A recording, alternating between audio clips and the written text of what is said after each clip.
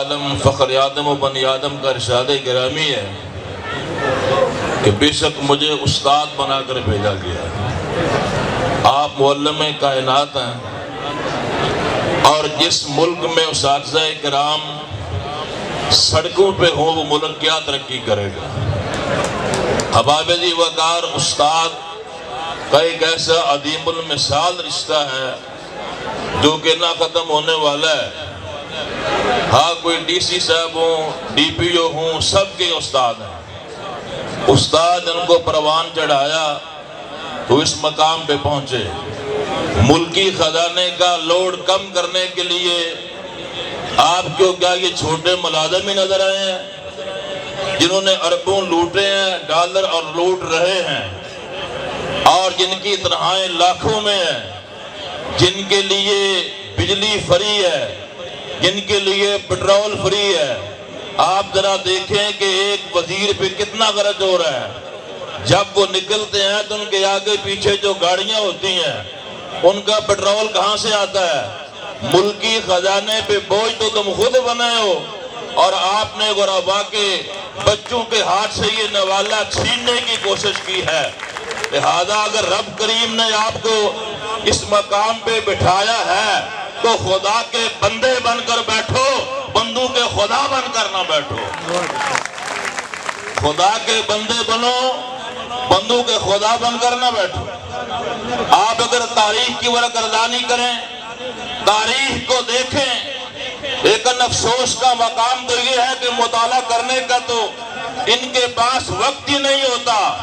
آپ یہ جو ظلم پہ ہاتھ صاف کر رہے ہیں، اسد اللہ الغالب امام المشارق والمغارب حل المشکلات والنوائب دفع المعضلات والمصائب یقی الرسول وجوج البطول سیدنا حضرت علی حیدر کرار کا ارشاد گرامی ہے کہ کفر پہ تو معاشرہ قائم رہ سکتا ہے لیکن ظلم پہ قائم نہیں رہ سکتا۔ اور جب انقلاب آتا ہے، انقلاب فرانس کو اٹھا کر دیکھ لو، جب بھی انقلاب آتا ہے تو جھونپڑیوں والے اٹھ کر شاہی محلات والوں کی گردنیں اڑا دیتے ہیں۔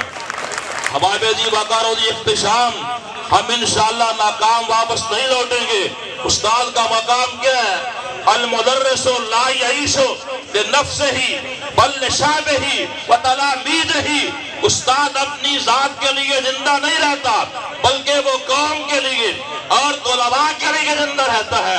استاد کے سامنے سے ایک گروہ گزرتا ہے تو اس کی جگہ دوسرا آ جاتا ہے۔ اسی طرح پوری قوم استاد کے سامنے سے گزرتی ہے۔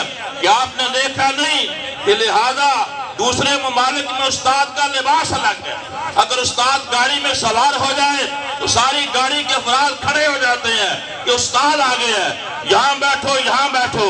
اور آپ اساتذہ کرام کے ساتھ جو سلوک کر رہے ہیں، ہم ایسا انشاءاللہ نہیں ہونے دیں گے۔ وہ کسی نے کہا تھا اس نے حکومتی مدد لینی ہے پہلے خودکشی کر لے۔ جب کوئی بھوک کا مارا خودکشی کرتا ہے تب تمہاری آنکھیں کھلتی ہیں، پھر اس کے گھر وزیر بھی پہنچتے ہیں، ایم این ایز بھی پہنچتے ہیں، ایم پی اے بھی پہنچتے ہیں۔ لہذا فاتحہ خوانی کے لیے ہاتھ اٹھاتے ہیں، پھر مراعات کا اعلان کرتے ہیں۔ اقبال نے کہا تھا اٹھا سا کیا پردہ اس راز سے، گڑا دے ممولے کو شہباز سے۔ ہمارے جی وقار آؤ ذرا غور کرو، ہم ڈلنے والے نہیں ہیں۔